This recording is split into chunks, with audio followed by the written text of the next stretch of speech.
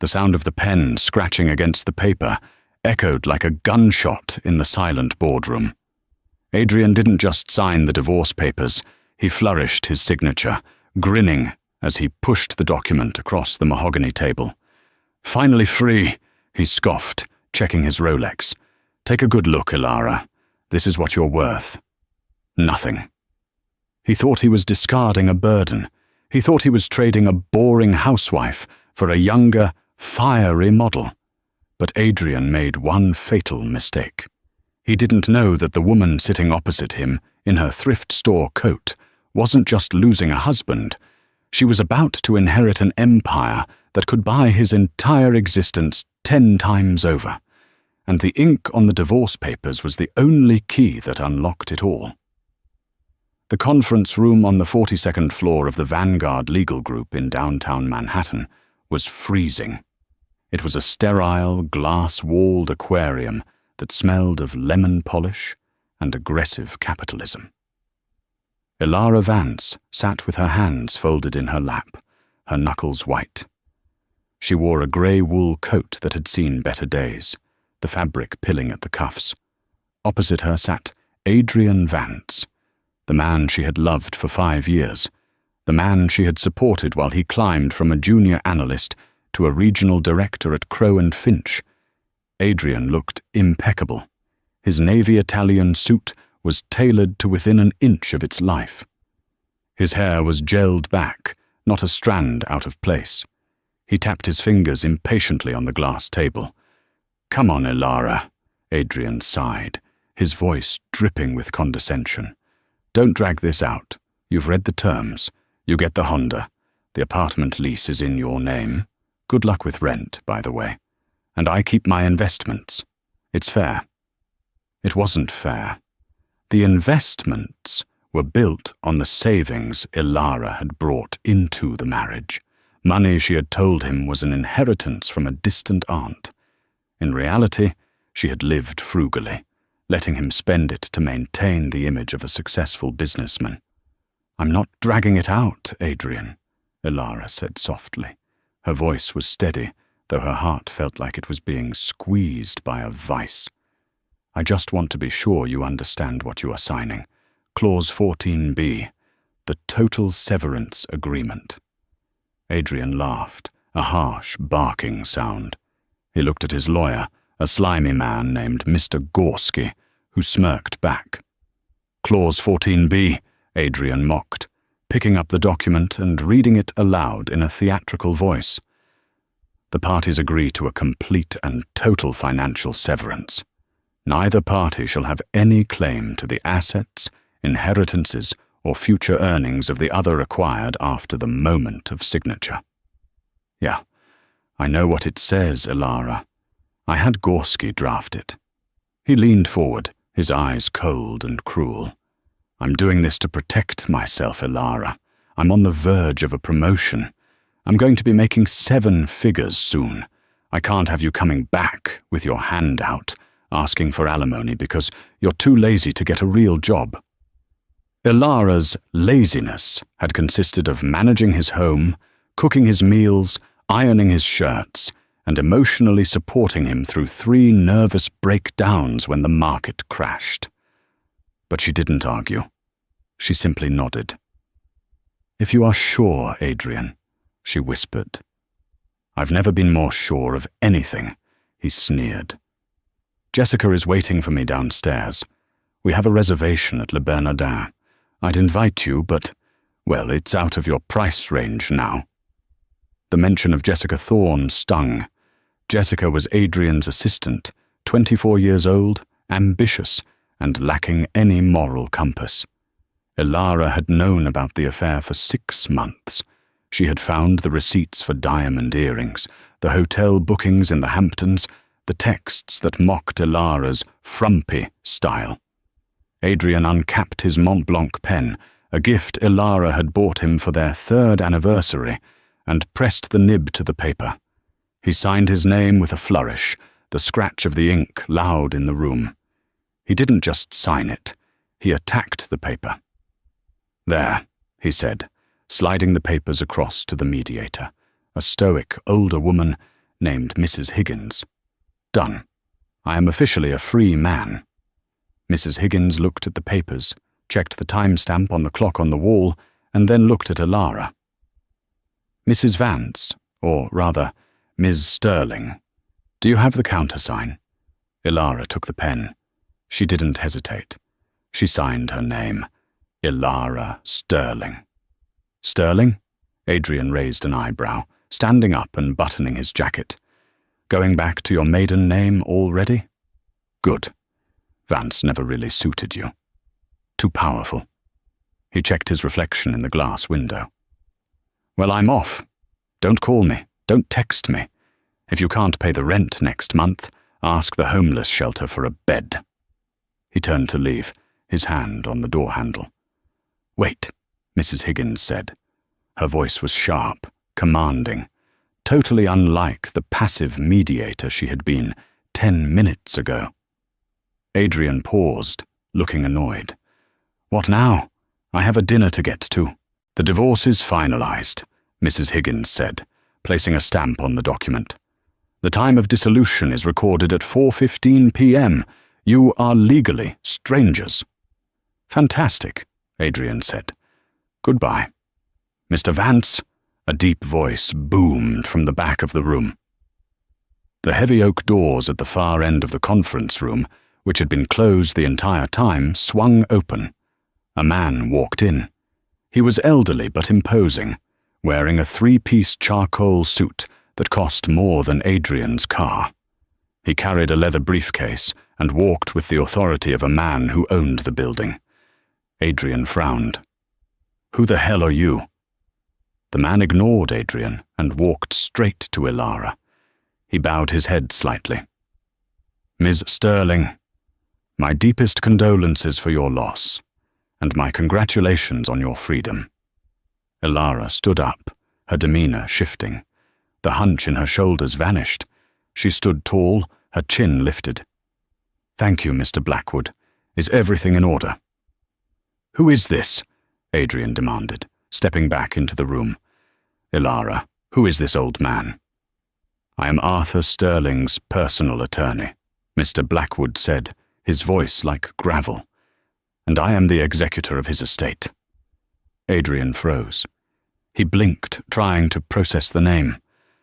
Arthur. Sterling? As in, Sterling Industries, the shipping magnate, the guy who owns half the Seattle waterfront? The very same, Mr. Blackwood said, calmly.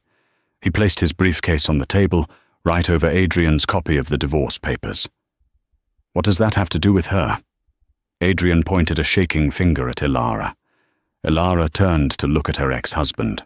Her eyes were dry, and for the first time in years, they were cold. Arthur Sterling was my father, Adrian. The silence that followed was deafening. It was as if all the oxygen had been sucked out of the room. Adrian's mouth opened, but no sound came out. He looked at Elara, really looked at her, searching for the lie.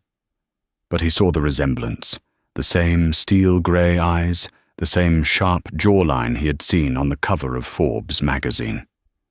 You're lying, Adrian stammered. Your father was... You said he was a mechanic in Ohio. He liked cars, Elara said simply, and he wanted me to find a man who loved me for me, not for my billions. So I lived simply. I found you, and I thought I had found love. Billions? Adrian's voice squeaked. Mr. Blackwood opened the briefcase. The late Mr. Sterling passed away 3 days ago. Per his last will and testament, the reading was to be delayed until one specific condition was met. Mr. Blackwood picked up the divorce decree Adrian had just signed. Condition 4A, Blackwood read. The inheritance shall only be transferred to my daughter, Elara Sterling, upon the legal dissolution of her marriage to Mr. Adrian Vance. My father did not trust you, Adrian. He investigated you. He knew about the affair before I did. But he couldn't force me to leave you. He had to wait until I was ready. Adrian's face went pale. He looked at the document he had just signed, the document where he waived all rights to her assets. Wait, Adrian said, panic rising in his chest. Wait a minute. We're still married, technically. The paperwork hasn't been filed with the state. It was filed electronically the moment you signed, Mrs. Higgins said, tapping her laptop. I am a deputized court clerk. You are divorced. And because of the waiver you insisted on, Clause 14B, you have no claim to the Sterling estate. How much? Adrian whispered, his greed overriding his shock. How much is it? Mr. Blackwood adjusted his glasses. After taxes, approximately $4.2 billion, plus the real estate portfolio in London, Tokyo, and New York, and of course, the controlling stake in Sterling Industries. Adrian felt his knees give way. He grabbed the back of a chair to steady himself. $4.2 billion, and he had just traded it for a used Honda and a dinner at Le Bernardin. Elara, Adrian choked out, a fake, desperate smile plastering itself onto his face. He took a step toward her. Baby, listen. This paper means nothing. We can fix this. I didn't mean what I said. I was stressed. The job, the pressure. Elara watched him approach, her expression unreadable. She picked up her cheap purse. You have a dinner reservation, Adrian, she said coolly. Don't keep Jessica waiting. I hear she hates it when people are late. Screw Jessica, Adrian yelled, reaching for Elara's arm. She means nothing to me. You're my wife. Before he could touch her, 2 large security guards materialized at the door. Mr. Blackwood stepped in between them.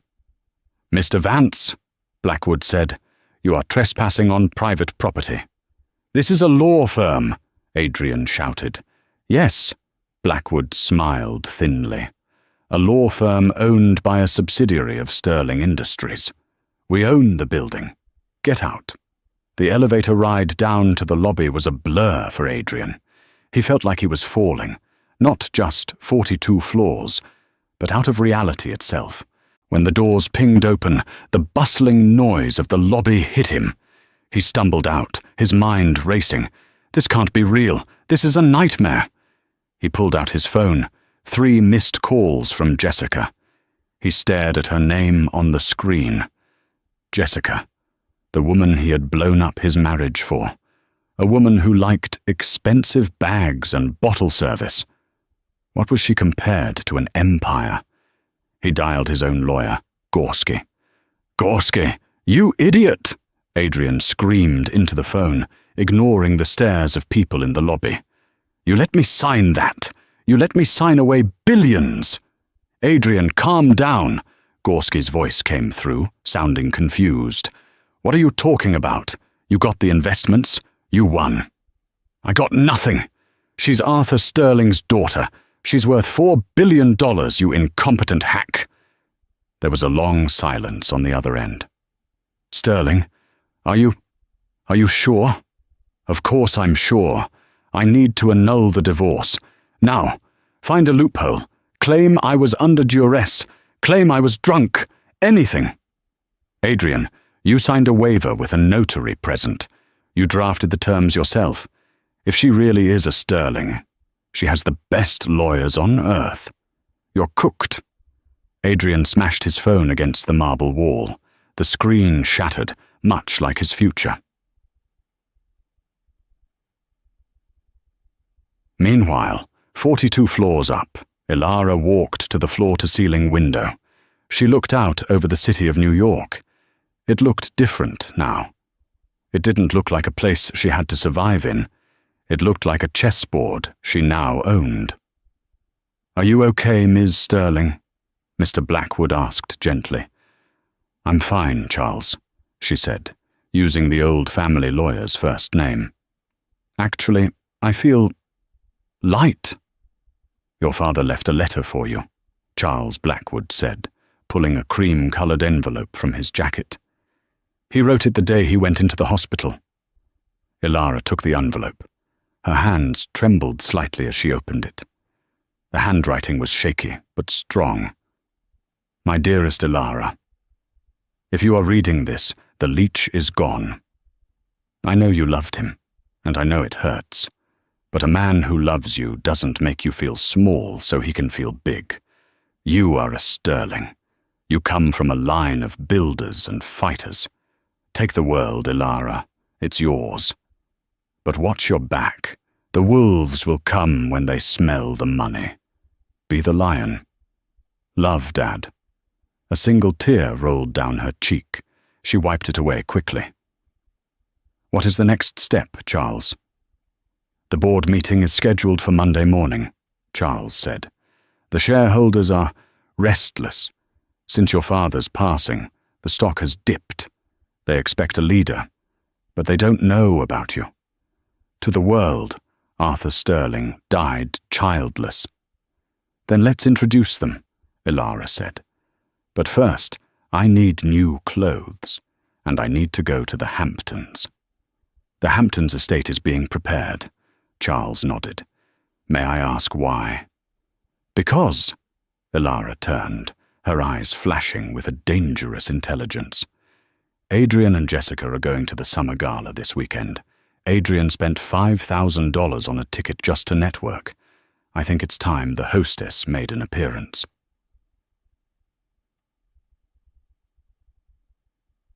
Saturday arrived with the humid heat of a New York summer. The Hamptons Charity Gala was the event of the season. It was held at the Sterling Manor, a sprawling oceanfront estate that had been closed for years. The invitees assumed the estate was just being rented out by the organizers. They didn't know the owner had returned. Adrian Vance parked his leased Porsche in the gravel driveway. He was sweating, and not just from the heat. For the last 3 days, he had tried to contact Elara.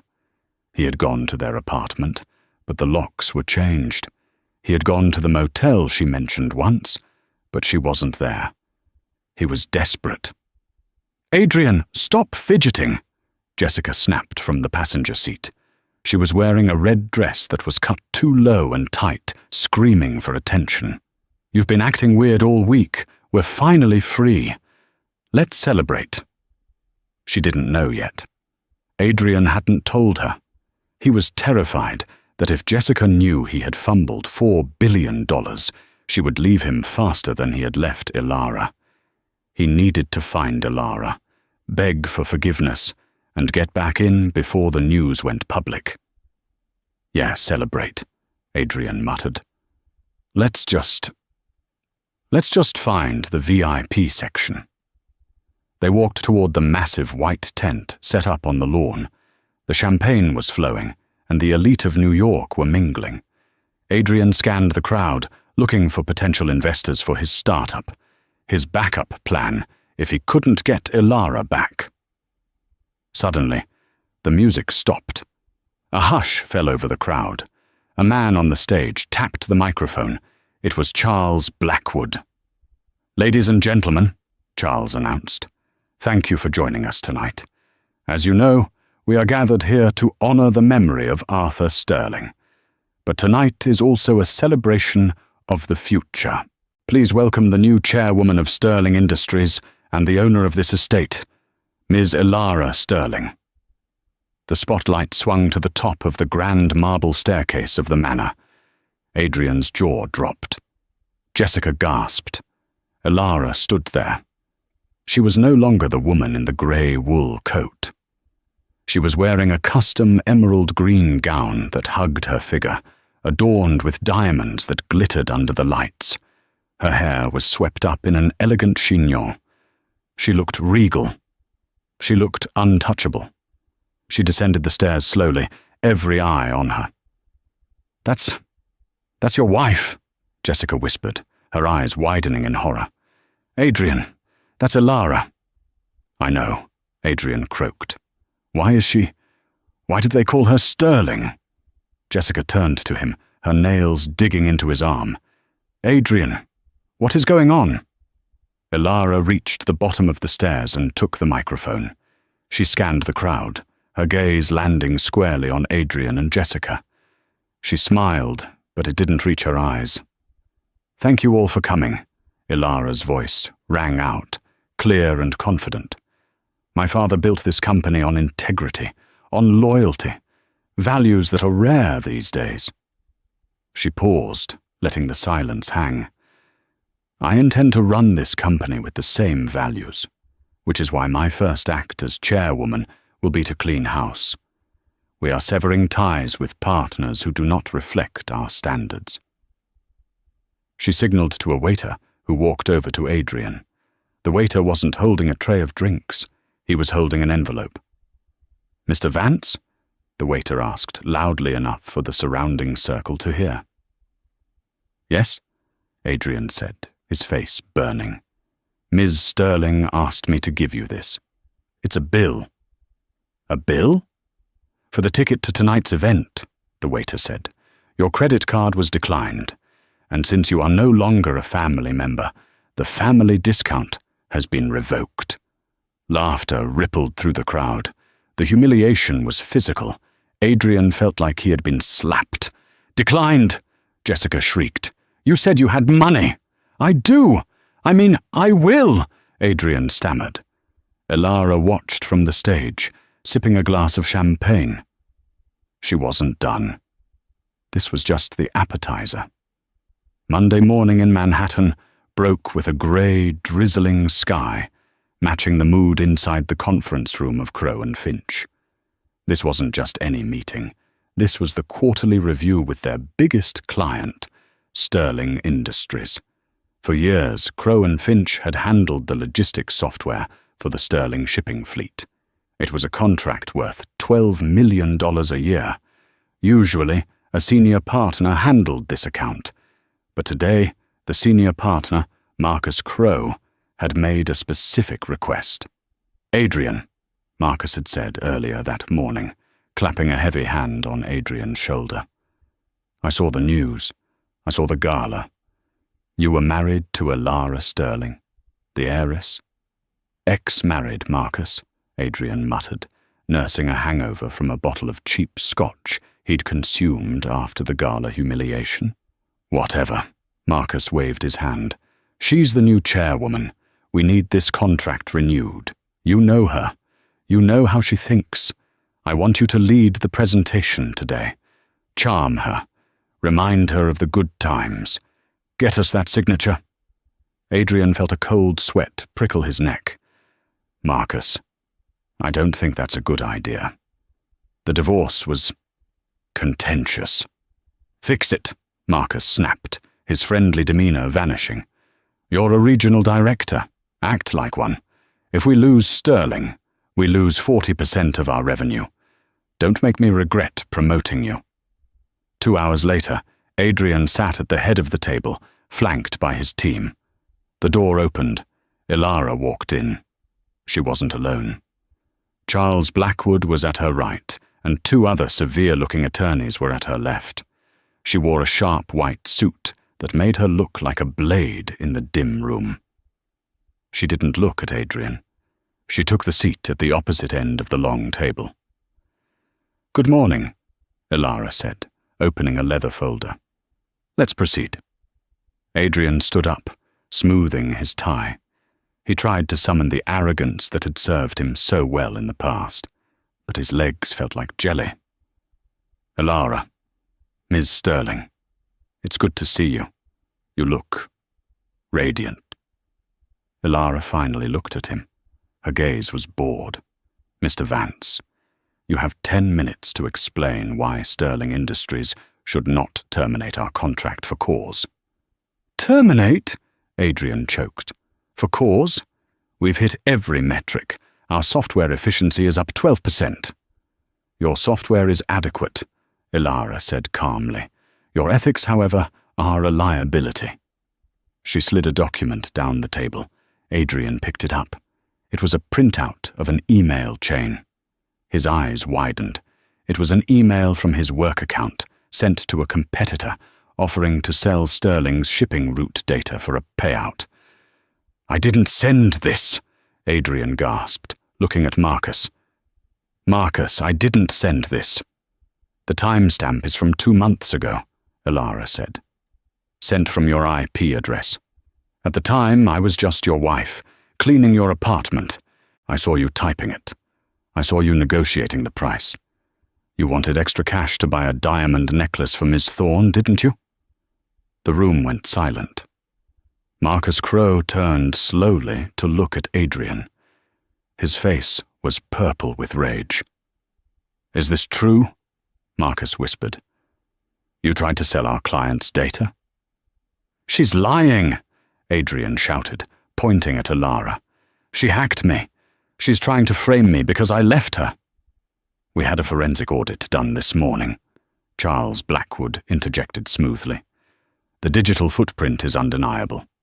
Breach of confidentiality, corporate espionage, attempted fraud." Alara closed her folder. "Sterling Industries cannot do business with a firm that employs compromised agents. As of this moment, the contract is void." She stood up to leave. "Wait!" Marcus Crowe yelled, scrambling up. "Ms. Sterling, please! This is the action of a rogue employee. We didn't know. I will fire him. I'll fire him right now." Alara paused at the door. She turned back, a ghost of a smile playing on her lips. "You'll fire him. Immediately," Marcus barked. He turned to Adrian. "Pack your things. You're done. And expect a lawsuit from us for breach of contract." Adrian sat slumped in his chair, the breath knocked out of him. He looked at Alara, pleading with his eyes. "Please don't do this." Alara looked at Marcus. "If he is removed from the premises within the hour, and if Crowe and Finch agrees to a 20% reduction in fees for the next 5 years, we might reconsider renewing the contract." Marcus didn't hesitate. "Security!" he roared. 2 guards entered. The same guards, Adrian realized with horror, who had thrown him out of the law firm on Friday. "Get him out of here," Marcus ordered. As Adrian was dragged past Alara, she leaned in close, so only he could hear. "You wanted to keep your investments, Adrian? I hope you saved them. You're going to need a good defense attorney." Adrian was thrown out onto the sidewalk of Fifth Avenue with a cardboard box containing a stapler, a stress ball, and a picture frame of him and Jessica. It began to rain. He took a cab back to the apartment, the expensive penthouse he had leased 2 weeks ago, to impress Jessica. The rent was $8,000 a month. He had no job, no severance, and a lawsuit coming from his former employer. He burst through the door, soaking wet. "Jessica, we need to pack. We need to leave the city." The apartment was quiet. Too quiet. "Jessica." He walked into the bedroom. The closets were open. Empty. The jewelry box on the vanity. Empty. Even the expensive silk sheets he had bought were gone. On the bed lay a single piece of paper. It was a printout of a bank balance. Joint account, 450 euros, overdrawn, and a note scrawled in red lipstick on the mirror. "You said you were rich. You're a loser. Don't find me." Adrian stared at the mirror. He started to laugh. It was a manic, broken sound. She had left him. Of course she had. She was a parasite, and the host was dying. He fell onto the bare mattress, staring at the ceiling. He had nothing. No wife, no job, no mistress, no money. But then a dark thought crept into his mind, a thought fueled by desperation and rage. Clause 14b.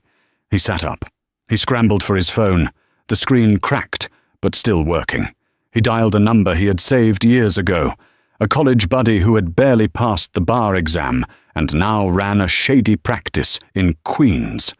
"Saul, it's Adrian. I need to sue someone." "Who?" Saul asked, sounding bored. "Alara Sterling." Saul whistled. "The billionaire? You want to sue God, Adrian? Good luck." "I have leverage," Adrian lied, his voice trembling. "I have proof. She defrauded me. She hid her identity to get me to sign a disadvantageous divorce settlement. That's fraud, Saul. It voids the agreement. If I win, I get half. Half of 4 billion. If you can prove she intentionally deceived you to cause financial harm—" "Maybe," Saul said, his interest piqued by the potential contingency fee. "But we need evidence, and we need to go nuclear. We need to destroy her reputation before we even step into court." "I can do that," Adrian said, his eyes narrowing. "I know things about her. Personal things. Secrets she doesn't want the board of Sterling Industries to know." "Like what?" "Like the fact that her father didn't die of natural causes," Adrian improvised. "It was a lie, a total fabrication, but he didn't care. And that Ilara hastened his exit to get the chair." "Whoa," Saul said. "That's murder accusations, Adrian. You better be sure." "I'm sure," Adrian hissed. "Start the paperwork. I'm going to the press." The headline on the New York Chronicle the next morning was screaming in bold black letters. "Heiress or murderess. Ex-husband claims Sterling CEO hastened father's death for billions." Ilara stared at the tablet in her hands. Her coffee had gone cold. They were in the library of the Sterling estate. Charles Blackwood was pacing the room, his face pale. "This is slander, Ilara," Charles said tightly. "We can sue him for defamation. We can bury him." "It's already out, Charles," Ilara said softly. "Look at the stock price." She swiped the screen. Sterling Industries stock was down 8% in pre-market trading. The board was calling every 5 minutes. The shareholders were panicking. Adrian knew exactly where to hit. He didn't need to win in court. He just needed to make her look unstable enough to be removed as CEO. If she settled with him to make him go away, he would win. "He wants a payout," Ilara realized. "He's blackmailing me." "We should pay him," one of the junior lawyers suggested nervously. "Give him 10 million. Make him sign an NDA. It stops the bleeding." "No," Ilara slammed her hand on the table. The china rattled. "That's what he wants. He thinks I'm the same woman who cooked his dinner and apologized when he had a bad day. He thinks I'm weak." She stood up and walked to the window. Outside, paparazzi were already swarming the gates of the estate. "He accused me of killing my father." Ilara's voice shook, not with fear, but with fury. "My father, who was the only person in the world who loved me unconditionally. Adrian has crossed a line he can't come back from." "What do you want to do?" Charles asked. "He wants a media war." Ilara turned, her eyes hard as diamonds. "Let's give him one. But we aren't going to talk about my father.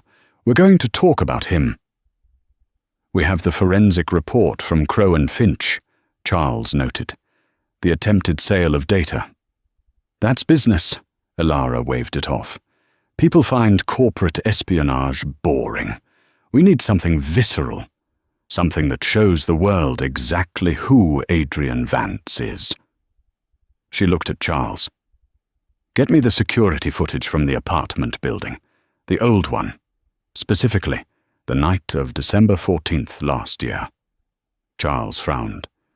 "December 14th? What happened then?"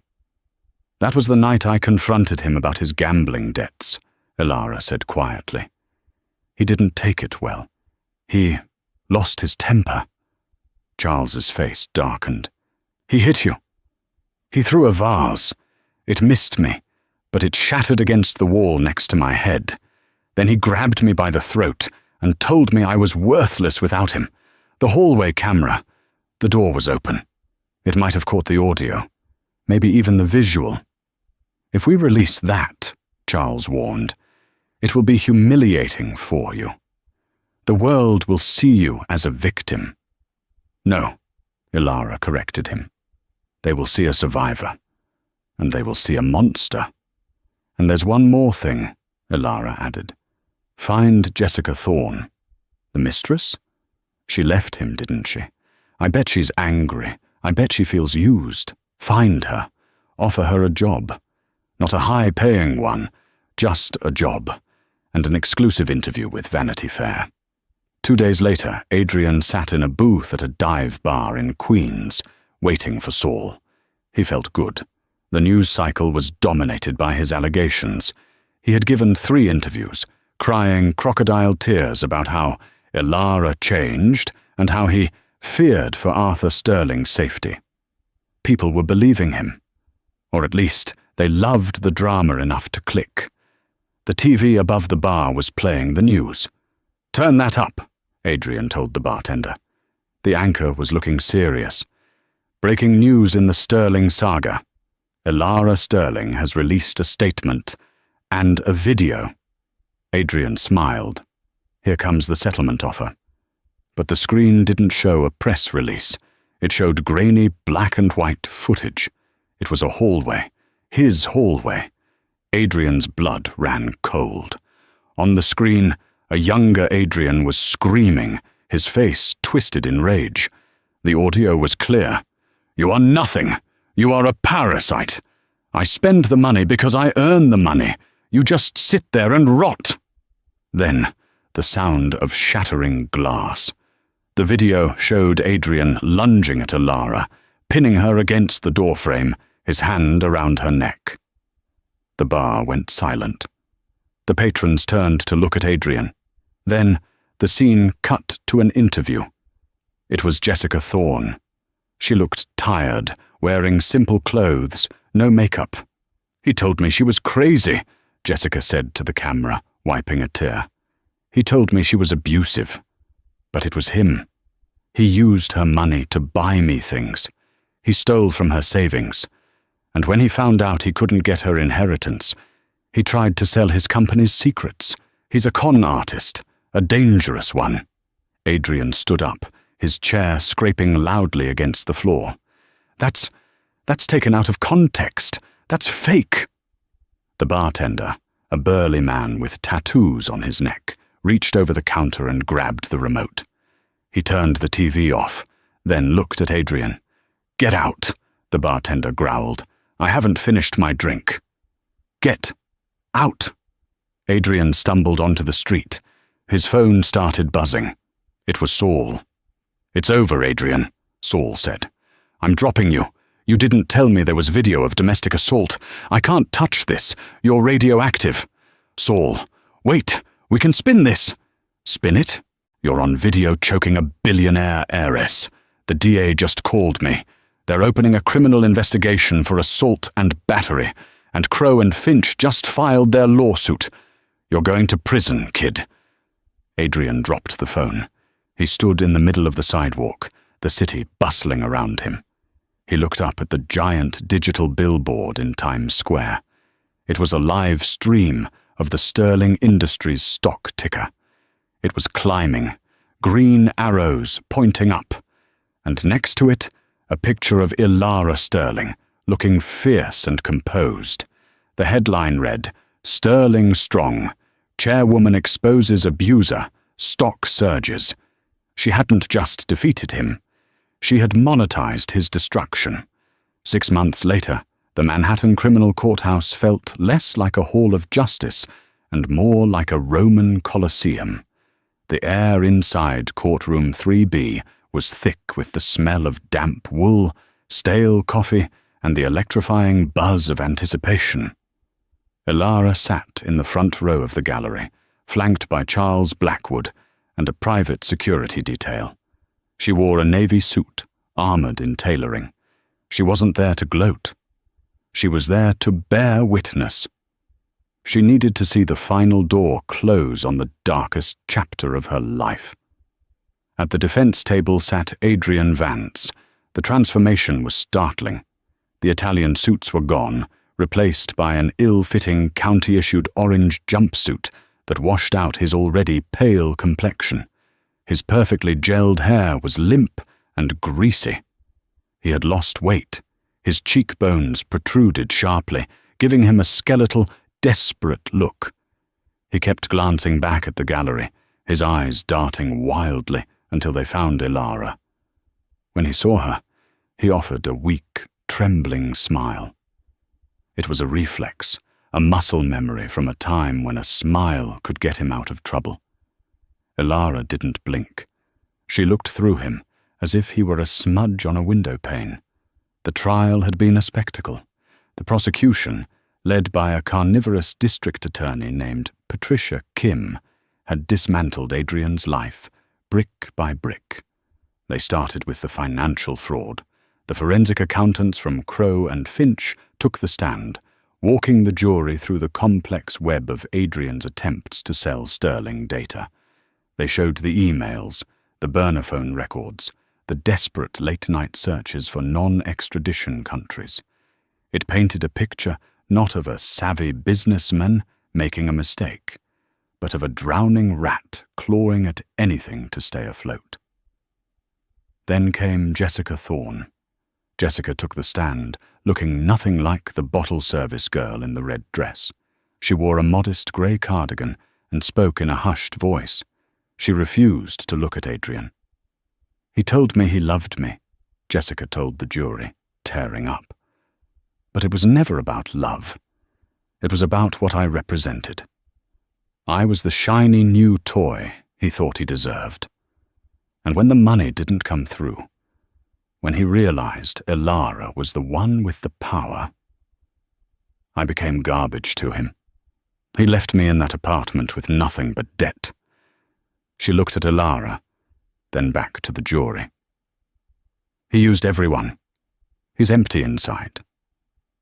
Adrian's public defender, an overworked man named Mr. Henderson, tried to paint Jessica as a bitter ex-mistress looking for 15 minutes of fame.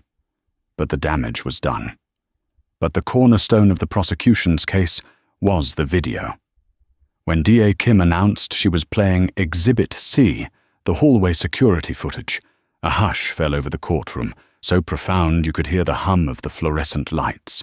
The large screens mounted on the walls flickered to life. The grainy black-and-white footage played. There was Adrian, his face contorted into a mask of pure, unadulterated rage. The audio echoed through the high-ceilinged room, his cruel words, the sickening crash of the vase, and then the physical assault.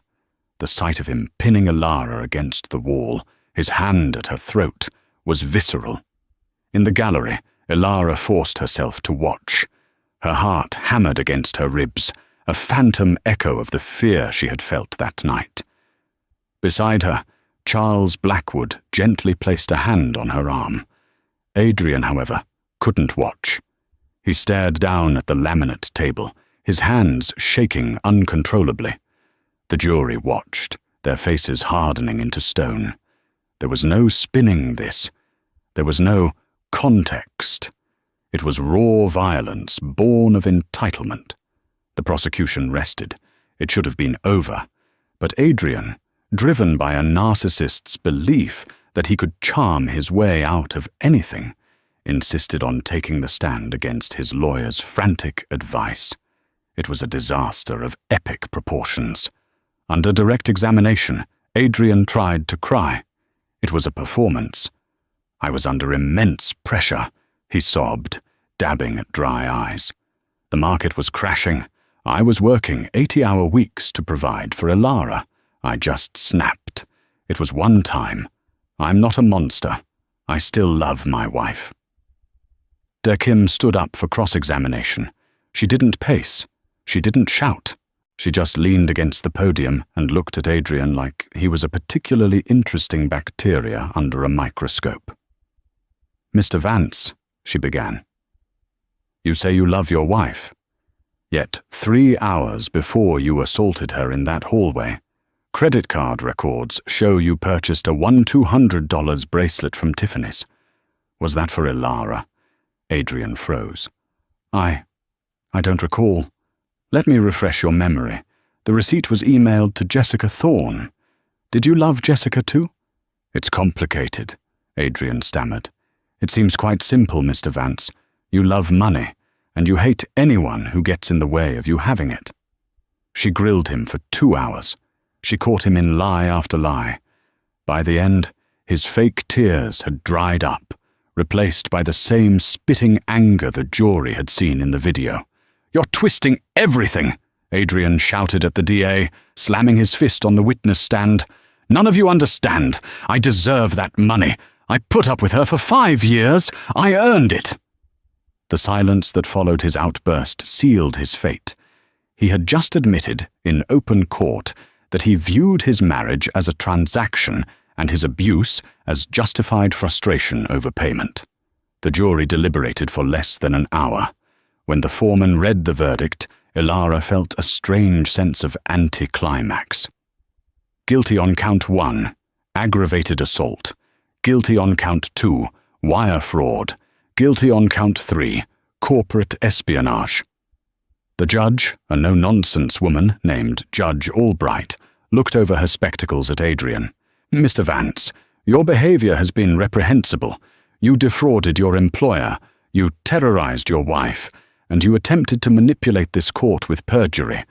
You are a danger to those around you." She sentenced him to 12 years in a federal penitentiary, with no possibility of parole for the first 10.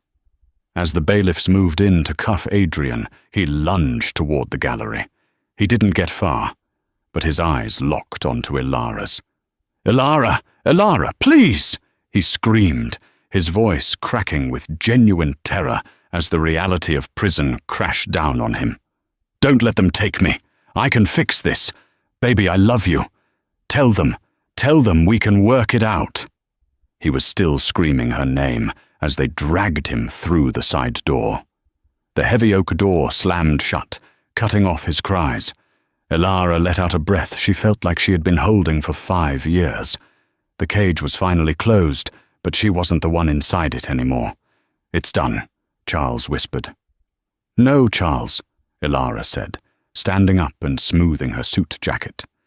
The tremolo in her voice was gone, replaced by steel. "It's just beginning." A year later, the Seattle waterfront was shrouded in a thick morning mist. The cries of seagulls mingled with the distant foghorns of container ships navigating the Puget Sound. Ilara stood on the metal grating of a catwalk high above the Sterling shipyard. Below her, sparks flew as welders worked on the hull of a massive new freighter, the Arthur S. It was the flagship of the renewed fleet, the physical manifestation of the company's turnaround. Under Ilara's leadership, Sterling Industries had not only stabilized, it had evolved. She had sold off the bloated real estate divisions Adrian had coveted and reinvested everything into sustainable shipping technology. The stock price was triple what it had been the day she took over. She was featured on the cover of Forbes, the headline reading, "The Sterling Standard, How Ilara Sterling Raised an Empire from Ashes." She was successful, she was respected, but she was also profoundly tired. The fight had taken everything out of her. She lived in the sprawling Sterling Manor, alone. The silence there was different now. It wasn't lonely, but it was heavy. She heard footsteps on the metal stairs behind her. It was Charles Blackwood. He was moving slower these days, the cane in his hand more of a necessity than an accessory. "I thought I'd find you here," Charles said, his breath clouding in the cold air. "It's 5 a.m., Ilara. The board meeting isn't until 9. "I like watching the work," Ilara said, keeping her eyes on the welders below. "It feels real, unlike boardrooms." Charles moved beside her. "The quarterly numbers are in. We exceeded projections again. You've done it, Ilara. You saved his legacy." "Did I?" Ilara asked quietly. She turned to look at the old lawyer. "Sometimes I feel like I just became what Adrian wanted me to be. Cold, ruthless. I fired 3,000 people in the restructuring, Charles. My father never fired anyone if he could help it." "Your father lived in a different time," Charles said gently, "and he didn't have to fight the battles you did." He reached into his coat pocket and pulled out a small, tarnished brass key. He held it out to her. "What is this?" Ilara asked, taking the cold metal. "Your father's safety deposit box at the old bank downtown. the one that closed 10 years ago. I had the contents moved to my office, safe, per his instructions. He told me to give this to you only after the dust had truly settled, after Adrian was gone and the company was safe. What's in it? I don't know. I never looked. Arthur was very private about certain things. An hour later, Elara sat alone in Charles's office, a heavy, velvet-lined box on her lap. The brass key fit the lock perfectly. She opened it. Inside, there were no stock certificates, no deeds to hidden properties. There was only a stack of old photographs and a microcassette recorder. She picked up the photos. They were Polaroids, her and her father on a fishing boat when she was 10, both covered in grease, laughing. Her father sitting on the floor of their modest Ohio living room, helping her build a science fair volcano. The last one was of her on her wedding day. Arthur was smiling, but his eyes in the photo were sad. With trembling hands, she picked up the recorder and pressed play. The tape hissed for a moment, and then Arthur Sterling's voice filled the room. It sounded weak, breathless, recorded near the end. Ely, my little star. Elara choked back a sob. No one had called her that since she was a child. If you're listening to this, then the hard part is over. Charles told me about the clause in the will. He thinks it's cruel. He thinks I'm forcing you to suffer with that man longer than you have to. A coughing fit interrupted the recording. Elara gripped the device tighter. I know about the bruises, Ely. I saw the makeup you used to cover them last Thanksgiving. I hired an investigator. I know everything he did to you. Elara's tears fell freely now. He had known, and he hadn't stopped it. A wave of betrayal washed over her. I wanted to kill him, Arthur's voice growled, suddenly strong again. I wanted to hire men to break his legs and throw him in the Hudson. But Charles stopped me. He said if I interfered, you would never truly be free. You would just be trading one controlling man for another. Even if I was doing it out of love, I would still be taking away your agency. The voice softened. You spent your whole life trying to please me, Ely. Then you spent 5 years trying to please him. You forgot who you were. The will, the condition that you had to divorce him to get the money. It wasn't to punish you. It was to force you to choose yourself. For once in your life, I needed you to value your own freedom more than anyone else's comfort. There was a long pause on the tape. I didn't build this company for the money, Elara. I built it so my daughter wouldn't have to depend on anyone. I built you a lighthouse, but you have to be the one to climb the stairs and turn on the light. I love you. More than all the ships in the sea.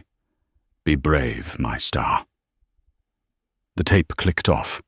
Elara sat in the silence for a long time. The morning sun crested the horizon, flooding the office with golden light. She finally understood. Her father hadn't abandoned her to Adrian's cruelty. He had trusted her strength enough to know she would eventually break her own chains. The inheritance wasn't the gift. The divorce wasn't the gift. The gift was the necessity of action. He had forced her into a corner where her only option was to fight back, and in doing so, she had found the iron core of herself that Adrian had tried so hard to crush. She wasn't cold. She wasn't ruthless. She was just awake. Elara wiped her face, stood up, and walked to the window looking out over the city. She wasn't just Arthur Sterling's daughter, the heiress. And she certainly wasn't Mrs. Adrian Vance, the victim. She took a deep breath of the cool morning air. She was Elara Sterling, and for the first time in her entire life, she was free. Elara's journey from the discarded wife in the thrift store coat to the titan of industry was brutal, but necessary. Adrian Vance signed those divorce papers, thinking he was throwing away trash, never realizing he was lighting the fuse of his own destruction. He rots in a cell, a testament to greed and arrogance, while Ilara stands atop an empire built on the very strength he tried to beat out of her. It's a stark reminder that the most dangerous person in the room isn't the one shouting. It's the one who has quietly endured, waiting for the moment to strike back. If Ilara's story of resilience and perfectly executed revenge fired you up, hit that like button and share this video with anyone who needs a reminder to know their own worth. And don't forget to subscribe and ring the bell so you never miss a story about justice being served cold. Thanks for watching.